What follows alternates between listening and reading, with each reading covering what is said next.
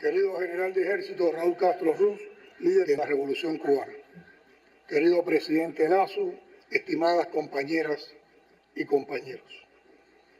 Agradezco a todos por los profundos debates, responsables y breves que nos permitieron abordar asuntos cruciales de nuestra realidad. Solo una auténtica asamblea del pueblo está en condiciones de enfrentar con sentido de urgencia, serenidad, realismo y compromiso los colosales desafíos que enfrenta la nación en este momento y proyectarse hacia el futuro. Hoy hemos discutido y aprobado el plan de la economía, el presupuesto, el programa de gobierno para corregir distorsiones y la ley de ciencia, tecnología e innovación, entre otros temas. Todos ellos están conectados por un desafiante entramado de tareas necesarias para hacer frente a la compleja situación actual del país y a los riesgos y amenazas que se ciernen sobre la región latinoamericana y caribeña. Vivimos un momento extremadamente complejo para la economía y la vida cotidiana del pueblo que exige respuestas más profundas, rápidas y responsables. No se trata de una crisis más. Es la acumulación de distorsiones, adversidades, dificultades y errores propios exacerbados por un cerco externo extremadamente agresivo en un contexto incierto y peligroso para los objetivos de proteger la paz, promover la cooperación y avanzar en la justicia social, entre otros asuntos vitales de la agenda internacional. Este contexto se ha vuelto peligroso también para la supervivencia del multilateralismo, el derecho internacional, la Carta de las Naciones Unidas y las normas y prácticas sobre las que han descansado las relaciones internacionales durante 8 décadas. Esta amenaza se manifiesta de modo singular en la impunidad con que se ha permitido y se permite aún el crimen genocida contra el pueblo palestino. Se expresa también en la nueva doctrina impulsada por Estados Unidos, que ellos llaman con indignante prepotencia paz mediante la fuerza, pero que en esencia consiste en imponer a todos la voluntad arbitraria y el dominio del imperialismo estadounidense mediante amenazas, coerción e incluso la agresión directa.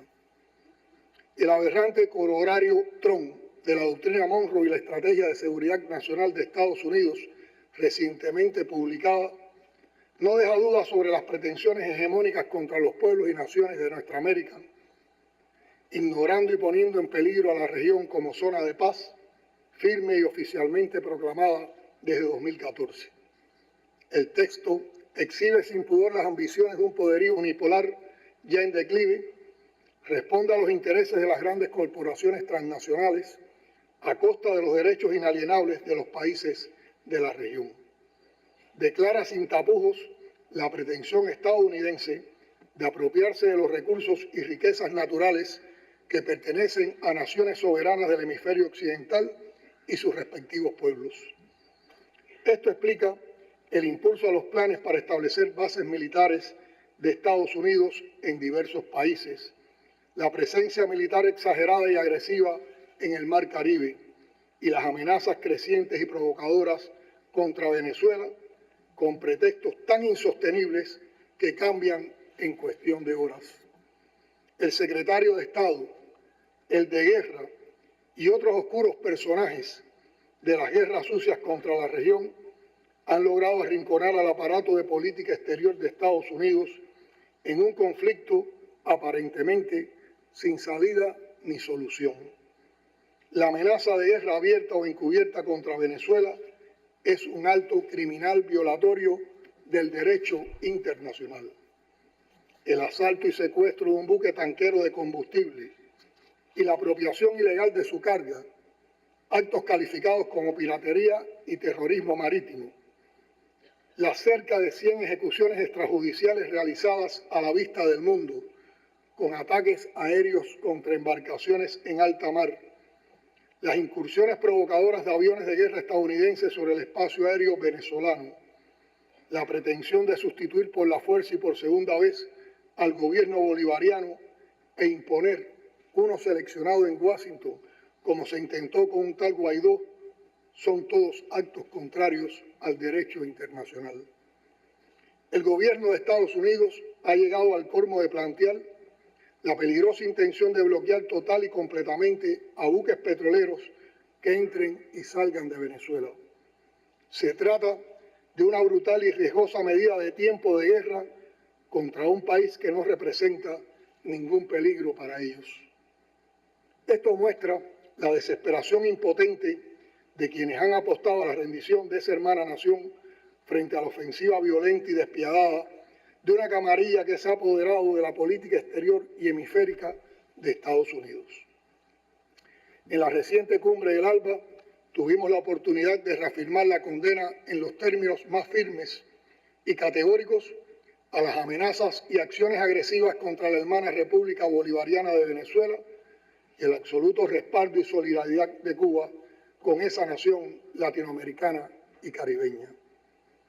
De manera casi paralela y desde mucho antes también, contra Cuba se ejerce una agresión económica incesante con un recrudecimiento criminal del bloqueo y la injustificada inclusión del país en la espuria y arbitraria lista de estados que supuestamente patrocinan el terrorismo.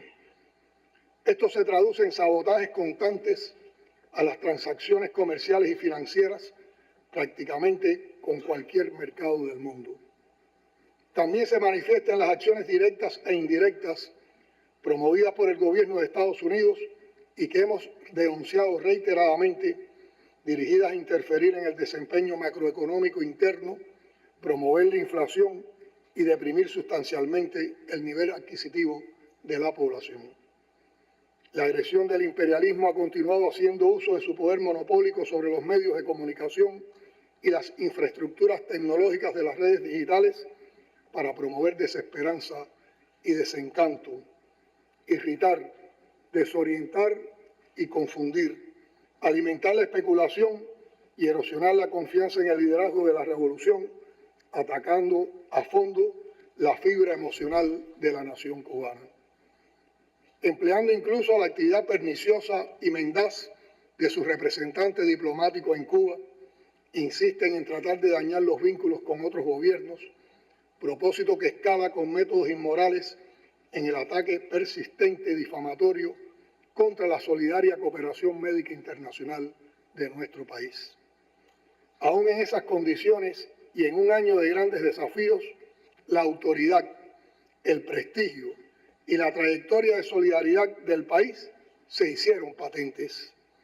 La resolución que la Asamblea General de Naciones Unidas reclamó una vez más el fin del bloqueo recibió, como siempre, el respaldo abrumador de la comunidad internacional, a pesar de las sucias gestiones y brutales presiones del gobierno de Estados Unidos y de las falacias que difundieron sobre Cuba, algunas repetidas ignoblemente por muy contadas delegaciones.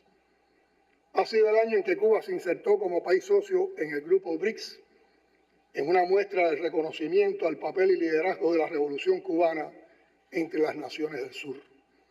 Es también un año de movilización consciente de los movimientos de solidaridad con Cuba, de las fuerzas políticas, movimientos populares y organizaciones de la sociedad civil en todas las latitudes, en que hemos continuado ampliando los vínculos en diversas regiones del mundo y dirigiendo a la política exterior a expandir los lazos comerciales y las oportunidades de inversión.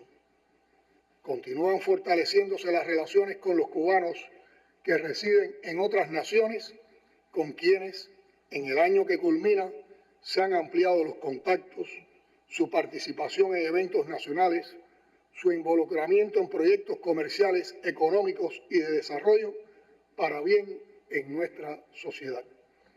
Compañeras y compañeros, vuelvo ahora a lo mucho que nos toca enfrentar y resolver en lo interno, comenzando por la determinante economía. Al analizar la situación actual del país, hemos sido realistas y autocríticos, pero también hemos reafirmado la confianza en la capacidad de resistencia y victoria del pueblo cubano. La patria no se rinde. Seguimos un principio: unidad, continuidad y resistencia creativa. Unidad en torno al partido, a la revolución y al ideario marxista, martiano, fidelista.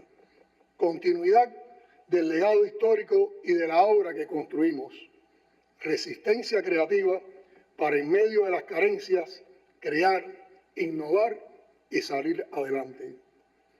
Hoy concluimos una sesión de trabajo intensa, profunda y de vital importancia para el presente y futuro de la nación. Hemos abordado con el espíritu crítico, unitario y revolucionario que nos caracteriza temas medulares que tocan el corazón del proyecto socialista que defendemos y construimos entre todos. Nadie en Cuba necesita que le expliquen que la economía está en tensión. Se siente en las colas, en el bolsillo, en el apagón, en el transporte que no llega y en el plato de comida que se encarece. Venimos de años de decrecimiento del Producto Interno Bruto, alta inflación, desabastecimiento, crisis energética y caída de ingresos externos. En este contexto es decisivo que el Parlamento transmita una señal clara. Se reconoce la magnitud de la crisis, no se maquilla la realidad y al mismo tiempo se ratifica la voluntad política de cambiar lo que tenga que ser cambiado para defender la justicia social y la soberanía nacional. Ayer en la Comisión Económica tuvimos un intenso debate sobre la urgencia de incrementar la producción nacional para posicionarla como un pilar fundamental en el despegue económico. Hoy esa producción está lastrada por distorsiones, insuficiencias y trabas burocráticas que no acabamos de erradicar, que por una parte afectan el consumo nacional y también afectan las exportaciones, privándonos de importantes recursos financieros. Un país cuyas finanzas son perseguidas con saña está obligado a gestionar con la máxima eficiencia sus ingresos en divisas, imprescindibles para enfrentar los problemas con los combustibles, las inversiones en la generación térmica, en la industria de medicamentos, en el transporte público, entre otros ámbitos. Todos los análisis deberán ponerle rostro a los incumplidores, porque en sus incumplimientos van millones de dólares que estaban en el plan de la economía y que se contaba con ellos. En síntesis, se impone la rendición de cuentas y el análisis oportuno de qué está fallando, con soluciones concretas para cada caso. Mientras no hagamos eso y nos quedemos en el análisis de informes descriptivos y diagnósticos que terminan resultando autopsias inútiles, no vamos a resolver nada ni a cambiar la actual situación. El 11º Pleno del Comité Central expuso con total crudeza la situación económica y al mismo tiempo trazó un método de trabajo, estabilización macroeconómica, corrección de distorsiones y reimpulso productivo, no como consignas, sino como sistema de decisiones concretas, con plazos y responsables. Ahí insistimos en 3 ideas que hoy aquí ratificamos. No hay espacio para la administración resignada de la crisis. La estabilidad macroeconómica no es un lujo tecnocrático, es condición para que el salario valga, para que el mercado funcione no para sí mismo, sino para garantizar una política social sostenible. El programa de gobierno para corregir distorsiones no puede seguir siendo un documento de referencia, tiene que convertirse en la hoja de ruta obligatoria de todos los organismos, las empresas y los territorios.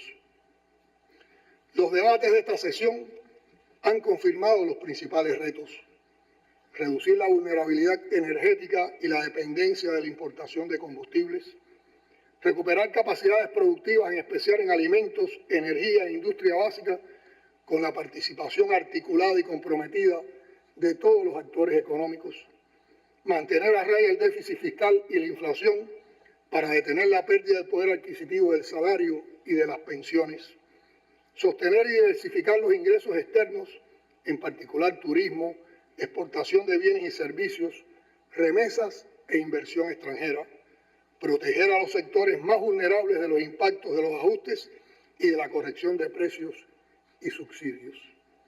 Todos esos objetivos ya se estaban trabajando y hay que seguir tomando decisiones. Una vez más, insisto, las transformaciones que debemos hacer no son solo estructurales, sino de mentalidad. Lo vemos en el día a día, cosas que se traban o simplemente que no avanzan por falta de flexibilidad o por esquemas que no funcionan para estos tiempos ni bajo circunstancias de tanto asedio. El único límite a la flexibilidad es aquello que atente contra nuestros principios, contra la autodeterminación, la soberanía y la independencia nacional. Fuera de eso, debemos promover cada vez más y sin temor toda iniciativa que nos ayude a sortear los poderosos obstáculos que pone el enemigo y salir adelante. Nadie ha escrito cómo se construye el socialismo en un país que emergió a su real independencia luego de más de 4 siglos de coloniaje y 60 años de subordinación neocolonial. Nadie como Cuba puede hablar de lo que significa impulsar su desarrollo con justicia social en las favorables condiciones de su integración a un campo socialista repentinamente desaparecido. Nadie puede contarnos qué es resistir ejemplarmente, pero con un costo económico y por tanto social elevado, una política infame de bloqueo recrudecido y de persecución feroz como la que tiene Cuba. Esa historia la estamos escribiendo nosotros, los cubanos, el pueblo de Cuba, cada día y ahora mismo.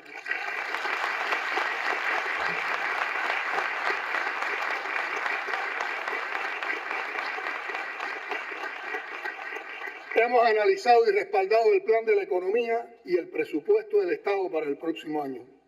Son herramientas que, lejos de ser meros números, expresan la voluntad política de priorizar la atención al pueblo, la inversión en lo estratégico y la búsqueda constante de la eficiencia. Reconocemos las enormes dificultades que enfrentamos, agravadas por un bloqueo económico, comercial y financiero que asfixia de manera criminal. Pero aquí no hay espacio para el derrotismo. Nuestra respuesta es mayor creatividad, mayor disciplina, mayor control y una lucha sin cuartel contra los lastres que nos frenan: burocracia, indolencia y corrupción. Los burócratas, los indolentes y los corruptos son la negación misma de la revolución, porque en sus actitudes se esconde un desprecio profundo por el pueblo, que es la esencia y el sentido de la revolución. Y digo más, porque en ellos anida la traición. Lo hemos visto varias veces a lo largo de la historia, pero también hemos sido testigos del antídoto natural de la revolución para salvarse de los traidores. Y ese antídoto está en el pueblo, que tarde o temprano hace caer la máscara del simulador. Diputadas y diputados, en cuanto al plan de la economía y el presupuesto, hemos reconocido las tensiones, inflación, caída del PIB, crisis energética, pero también hemos reafirmado que corregir distorsiones y reimpulsar la economía no es un eslogan, sino una batalla concreta por la estabilidad de la vida cotidiana. Esa batalla exige rigor económico, pero también justicia social, porque no aceptamos un modelo que sacrifique la equidad en nombre de la eficiencia. El plan de la economía para el 2026, tal como se ha analizado aquí, es un plan de ofensiva y reajuste profundo que busca priorizar la producción de alimentos, liberando trabas, garantizando insumos básicos y sobre todo generando incentivos reales para el productor estatal y no estatal. Acelerar las inversiones y las soluciones operativas en el sistema electroenergético nacional, combinando reparación de termoeléctricas, mayor eficiencia y el crecimiento de las energías renovables.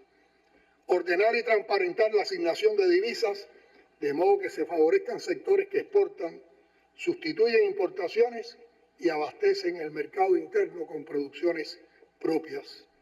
Dar la autonomía real a la empresa estatal socialista para elevar la productividad y la eficiencia, exigiéndoles resultados medibles sin tolerar la inercia ni el inmovilismo. El desafío para 2026 no es solo cumplir el plan, sino demostrar que el plan se convierte en cambios visibles en los territorios y en la vida del pueblo.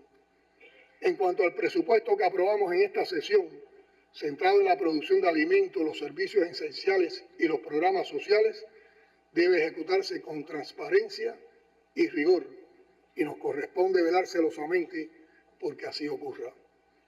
Como se ha visto, este presupuesto parte de restricciones severas, pero preserva la prioridad de la salud, la educación, la seguridad social y la protección a los más vulnerables. La transición de subsidios a productos hacia subsidios a personas tiene que hacerse con cuidado, con transparencia y con participación para no dejar a nadie desamparado. Desde la Asamblea debemos exigir que cada peso del presupuesto tenga respaldo productivo o social verificable, que se reduzcan drásticamente los gastos improductivos, los proyectos que no aportan valor y las estructuras que no generan resultados, que los territorios asuman mayor responsabilidad en la captación de ingresos y en el uso eficiente de los recursos. No se trata de ajustar por ajustar, se trata de ajustar para poder seguir redistribuyendo con justicia. En el centro de nuestros debates ha estado también el programa de gobierno para corregir distorsiones en la economía. Este no es un ajuste técnico, es una necesidad revolucionaria para perfeccionar el socialismo en construcción, hacerlo más próspero, sostenible y justo. Comprendemos las preocupaciones y los impactos que algunas medidas pueden tener en la vida cotidiana, pero tal como se ha explicado en esta tribuna y en todos los espacios del país, la inacción sería el mayor de los riesgos. Debemos ordenar lo que está desordenado, valorar adecuadamente nuestro trabajo, estimular el esfuerzo productivo y cerrar paso a las ilegalidades y desequilibrios. Este programa es un llamado a la participación consciente de todos, a que cada cubana y cubano desde su puesto sea protagonista de la rectificación y el avance. El programa de gobierno para corregir distorsiones y reimpulsar la economía tiene objetivos claros: ordenar precios y tarifas, enfrentar el caos cambiario, mejorar la relación entre el sector estatal y no estatal, incentivar la producción y proteger a quienes menos tienen. Todo esto será perfeccionado con los debates que están teniendo lugar en las bases en estos momentos. El programa de gobierno que hemos aprobado busca precisamente eso: corregir las distorsiones, fortalecer la empresa estatal socialista como motor de desarrollo y abrir espacio a todas las formas de gestión que aporten al bienestar colectivo. No podemos permitir que la dualidad monetaria, la falta de incentivos productivos o la burocracia lastren el esfuerzo del pueblo. El problema ya no está en la falta de diagnóstico, sino en la velocidad y consistencia de la implementación. Por eso, en estas conclusiones es necesario subrayar: cada organismo, empresa y gobierno territorial debe presentar cronogramas concretos de ejecución del programa con metas trimestrales y rendición de cuenta pública. Las medidas que demuestren ser ineficaces o contraproducentes deben rectificarse sin dogmas, con humildad política y agilidad técnica. Debe priorizarse y atender la comunicación con el pueblo, explicar qué se hace, por qué se hace, qué efectos se esperan y en qué plazos. Nos falta innovación en la comunicación como ciencia. No es decir, es saber cómo se dice. Un programa que no se entiende o que no se controla termina siendo percibido como una suma de improvisaciones. Para evitarlo, es imprescindible perfeccionar y robustecer el mismo con el aporte de la consulta popular que ya está en marcha. Diputados, en estos días hemos debatido y aprobado la Ley de Ciencia, Tecnología e Innovación, un instrumento jurídico esencial para trazar el camino hacia la soberanía tecnológica y el desarrollo que necesitamos. Debemos convertir a la ciencia y la innovación en motor que impulse cada sector de la sociedad. Esta ley es un paso firme en esa dirección para que el conocimiento creado por nuestro talentoso pueblo se traduzca en soluciones, eficiencia y bienestar. La ciencia no puede quedar en los laboratorios, debe convertirse en soluciones prácticas para la producción, la energía, la salud y la vida cotidiana del pueblo. El país no tiene reservas infinitas de recursos materiales, pero sí tiene reservas de talento científico, técnico y académico que no siempre se aprovechan. Las decisiones económicas clave deben apoyarse en evidencias, estudios, modelaciones y evaluación de impacto. Es imprescindible acortar la distancia entre la investigación y la producción. Universidad, empresa, territorio tienen que ser parte del mismo ciclo innovador. La innovación no es solo tecnológica, también es organizativa, de gestión, de participación popular, de comunicación y de control social. La ciencia y la innovación tienen que dejar de ser un complemento para convertirse en motores del cambio económico que necesitamos. Compatriotas, los retos que enfrenta Cuba en 2025 y 2026 solo se resolverán con trabajo concreto, control sistemático y participación popular activa. El 11º Pleno y esta propia sesión de la Asamblea coinciden en una idea. No basta con aprobar, hay que cumplir. Y no basta con cumplir, hay que rendir cuentas. Desde esta Asamblea debemos asumir varios compromisos políticos. Reforzar el vínculo de cada diputado y diputada con su base, comunicando, escuchando, explicando y recogiendo propuestas concretas para alimentar las políticas públicas. Luchar frontalmente contra la burocracia, la corrupción, el despilfarro, el desvío de recursos y la falta de sensibilidad ante los problemas del pueblo. Fortalecer la unidad no como unanimidad acrítica, sino como construcción de consensos a partir del debate responsable y la participación. El país vive una crisis dura, pero no está derrotado y nunca será derrotado.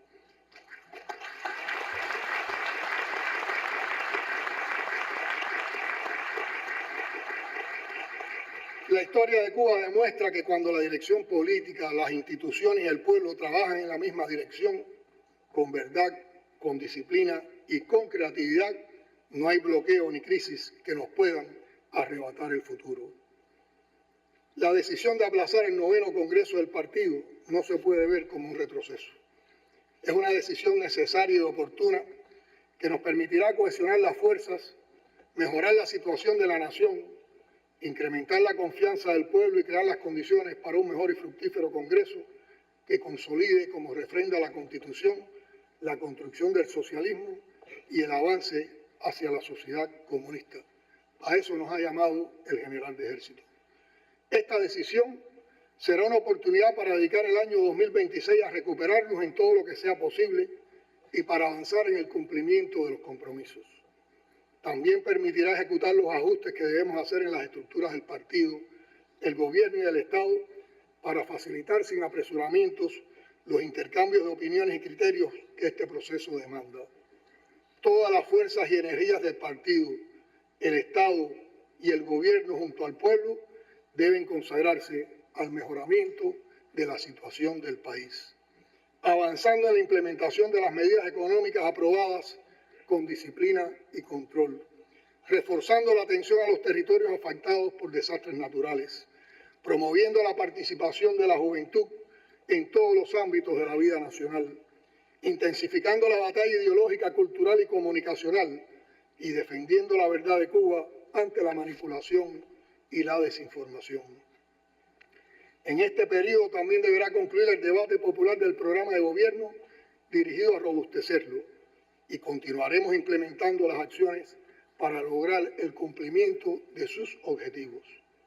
Además, seguiremos trabajando en la elaboración de los documentos que después de consulta popular serán debatidos en el Congreso y que ya están muy adelantados.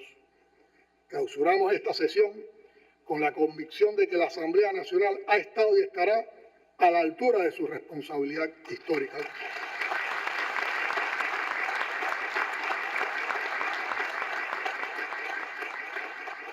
Nos corresponde ahora transformar en hechos lo que aquí hemos aprobado, que cada ley, cada plan y cada presupuesto se conviertan en acciones palpables en la vida de la gente, que la ciencia y la innovación se traduzcan en soluciones concretas, que la economía recupere su vitalidad sin renunciar a la justicia social, que jamás descuidemos la unidad, niña de nuestros ojos, como la ha llamado el general de Ejército y líder de la revolución, el compañero Raúl.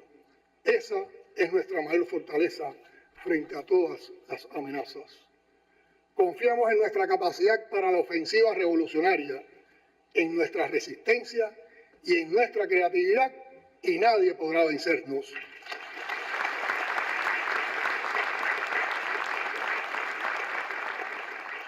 Como dije en el 11º Pleno, la mayor ganancia está en la calidad de las discusiones y en el modo superior de abordar los problemas cuando se tocan con las manos. Estamos de lleno volcados en la solución de estos problemas y trazando un camino para superarlos. Las decisiones que adoptamos no pueden quedarse en los resúmenes de la prensa, se verán en el mejoramiento de la cotidianidad del país. Esa será la prueba real del compromiso compartido y asumido, la medida verdadera de la fuerza transformadora de este Parlamento y de la vitalidad de la Revolución cubana. Aquí, en la Asamblea Nacional, la Asamblea del Pueblo de Cuba, con sus jóvenes talentosos, sus mujeres y sus hombres de las más disímiles profesiones y oficios, blancos, negros, mulatos, fogueados en 1000 batallas, críticos y comprometidos, late la Revolución cubana viva y actuante.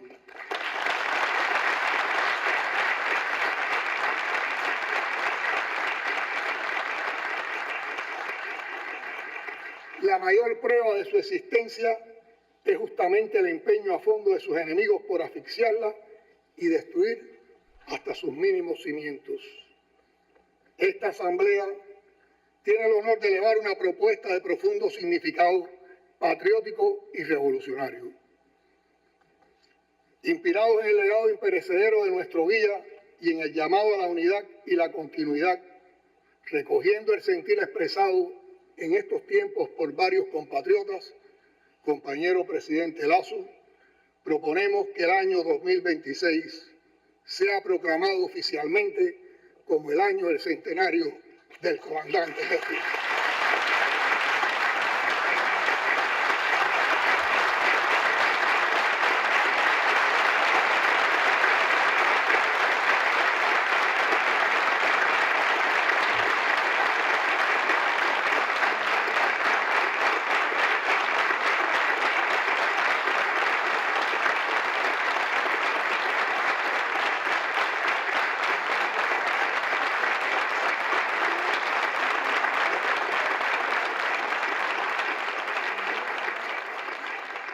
Será el año para estudiar más profundamente su pensamiento, para emular su ejemplo de trabajo incansable, de fidelidad a los principios y de confianza absoluta en el pueblo y en la victoria de las ideas.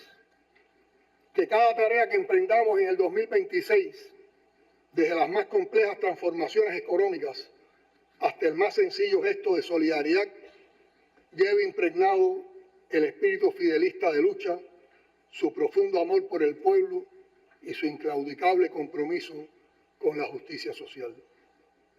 Será la manera más consecuente de honrar al hombre cuyo centenario nos convoca a ser mejores, a defender lo conquistado y a construir con optimismo el futuro. Salimos de esta sesión con mandatos precisos y una responsabilidad inmensa. El camino no es fácil, pero es el nuestro, el que elegimos con soberanía y dignidad. La clave está en hacer de cada problema una solución, de cada limitación un motivo para crear y de cada amenaza una razón para unirnos más. No bajaremos la guardia, profundizaremos la batalla ideológica y cultural, defenderemos las conquistas y trabajaremos sin descanso por el país soberano y próspero que merece este pueblo. La tarea es compleja, pero la voluntad de este pueblo es invencible. La Asamblea Nacional, unida en la voluntad de salvar la independencia, la soberanía y la revolución de los muchos peligros que nos acechan hoy, no puede verse separada de la historia que nos trajo hasta aquí, superando pruebas que parecían imposibles.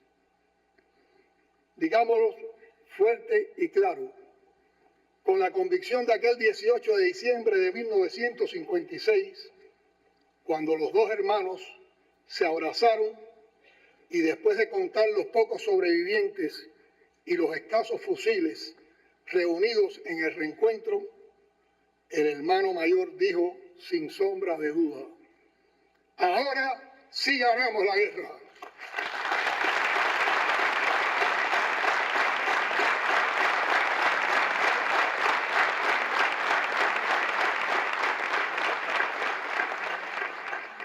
Y hoy aquí ratificamos que ahora sí ganamos la guerra.